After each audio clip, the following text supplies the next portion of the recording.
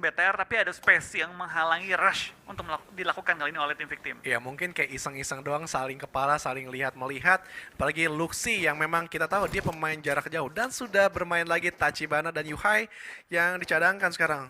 Zuxi, Liquid, Luxi, dan juga Ryzen. Tadi kita melihat di game sebelumnya, ketika Bigetron Alliance mendapatkan WWCD tanpa adanya Tachibana, dan mereka gue nggak nyangka dan nggak duga juga 3 player bisa dapetin WWCD. Dan circle lebih mengecil lagi kali ini, dimana Bigetron Alliance masih mendapatkan circle. Begitupun dari Victim masih enak juga. Wah. Dan dapetin kompon juga. Iya. Dan Tivos cukup enak di pinggiran circle, ingin menyantap SG tapi yang nggak bagusnya. Betul, ini enaknya sih dari BTR dan juga di Victim ya. Victim sih number one posisinya. Yeah. High ground itu mereka. High ground dapetin compound tengah zona lagi, menurut gua itu udah mungkin Hashtag tempat 5 lah dapat- ya. Ya, 5 Secure- dapat lah. secure hashtag 5.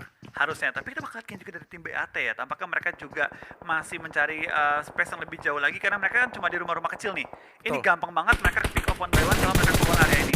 Oke, dan nampaknya dari AAT sudah terdeteksi juga dan mencoba take down satu pemain dari TE Isnawi di pulangan ke arah lobby. Satu elimination sudah diamankan oleh No Way, dan begitu dari SG tadi mendapatkan satu pemain juga di sisi recent kill, dan AAT nampaknya masih haus darah pemain-pemain dari TE yang cukup berpencar jauhan. Betul, kita bakal dari AT juga masih bertahan di bagian-bagian lower ground, tapi tertembak juga oleh BN United yang langsung keluar dari pertahanan mereka. Tampaknya dari AT harus bertahan, hati-hati juga, nggak boleh sampai knock terlalu banyak, karena lihat kiri, kanan, depan mereka semua ada lawan. Tentu dengan zona 4 yang mulai menutup, mereka nggak boleh sampai knock out di luar area zona. Oke, dari LGH nampaknya sudah ter-take down begitu saja oleh pemain-pemain dari BX, dan selesai nampaknya pulang ke arah lobby. Yes, selesai di hashtag ke-13.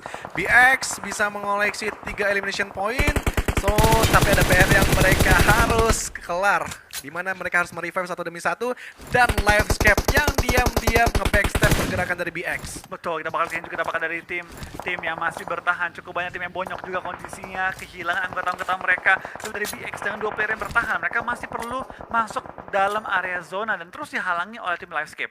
Oke, dan dari Bisenold, nampaknya ada spekulasi juga yang dilakukan. Laser yang tertunduk lemas, dan kali ini SG bakalan ngedobrak begitu saja, mengetahui hanya 2 pemain EVOS yang udah di depan mereka. KF menjaga space, dibiarkan begitu saja seorang Laser, dan Microboy nampaknya siap siaga untuk menjaga kedatangan dari pemain-pemain SG yang rapat berempat.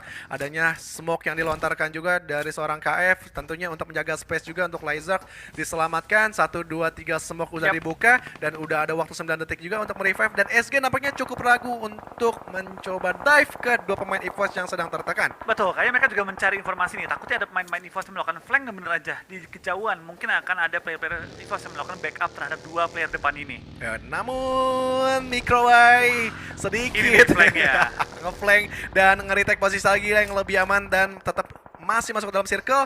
Tetapi SG seharusnya mendeteksi juga pergerakan dari Microway dan juga seorang Redface yang belum kelihatan. Oh, Redface ternyata udah masuk sisi tengah dulu, Flo. Udah, dia nge-secure tempat tengah, Iya. Microboy-nya nge-flank, dan sekarang dari 2 member porosnya menjaga pergerakan dari tim SG. Selon sih, Selon. Ini bagus banget sih, ini pergerakannya benar bagus banget, dan sekarang tinggal gimana SG bisa di pick off one by one oleh tim EVOS. Andaikan mereka mau fight. Oke, Microboy nampaknya nggak bakal ketahuan posisinya dari sebelah kanan, tapi Nikro udah mengetahui juga. Begitu dari JFC, Line Riser sedikit berani maju karena udah tertutup angle-nya dengan satu smoke granat. Begitu dari Microboy bakal melihat satu pemainnya sudah terdeteksi, Nikro yang masih mengumpat di balik batu. Belum ada peluru yang masuk ke arah Nikro, tapi adanya pergerakan juga yang dimasukkan. Maybe malah yang nge-backstep Pinky yang terlalu lama buka badannya. Betul, kita bakal dari Baby kali ini bakal membuka badan juga, nembak ke arah depan, tapi lihat di sekitar area Livescape cukup banyak tim yang menghalangi pergerakan mereka. 300 meter menuju ke arah zona, jarak yang jauh ketika masuk ke zona kelima kali ini, dan tentu kalau mereka terobos begitu saja bakal jadi makanan tim-tim sekitar area mereka.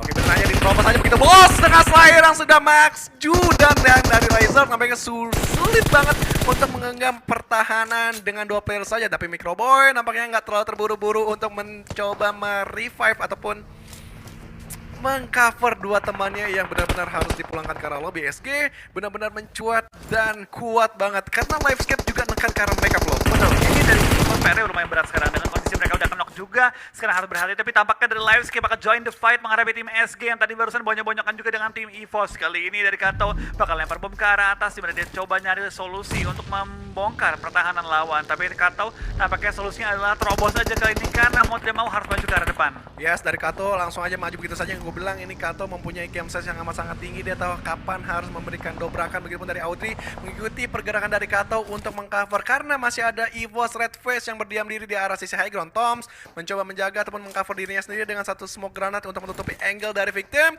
Fajar nampaknya juga siap siaga. Begitupun dari pemain dari victim yang lainnya. Ini dikhawatirkan backstep begitu saja. Tapi dari Void nampaknya memberikan juga gencaran-gencaran peluru ke arah victim Genfos. Iya, kita bakal tambahkan dari tim victim yang tadi komponnya enak banget. Sekarang mereka sedikit harus bergeser dan harus berhadapan dengan tim Void kali ini. Di mana Void cukup lapar akan mendapatkan space di dalam zona kita yang kelima. Blue Zone terus bergerak yang berarti semua tim akan dipaksa untuk maju ke arah depan. Mau tidak mau berdempetan dengan tim-tim lain, bahkan harus berperangan dengan tim lain untuk mensecure areanya.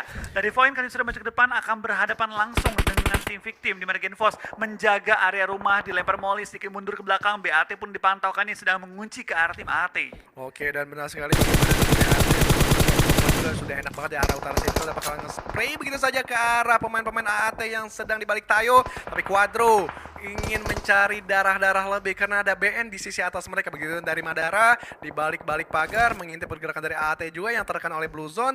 Tinggal menunggu bagaimana circle ke-6 berjalan. Akankah menguntungkan mereka atau ngejomplang jauh dari arah mereka? Ya, kita bakal lihat juga dari BAT, Best Absolute Training yang bakal bertahan di bagian ujung zona menghadapi tim-tim area mereka juga. Ada Livescape, ada Void, dan sekarang zona pun sudah menutup. Ini akan menentukan juga tempo dari permainan kali ini, di mana kita lihat dari BTR mengunci pergerakan dari lawan mereka juga. Zuxi membuka jalan coba untuk menemukan posisi-posisi yang dapat diisi, tapi lain sisi lihat cukup banyak tim yang masih saling menahan.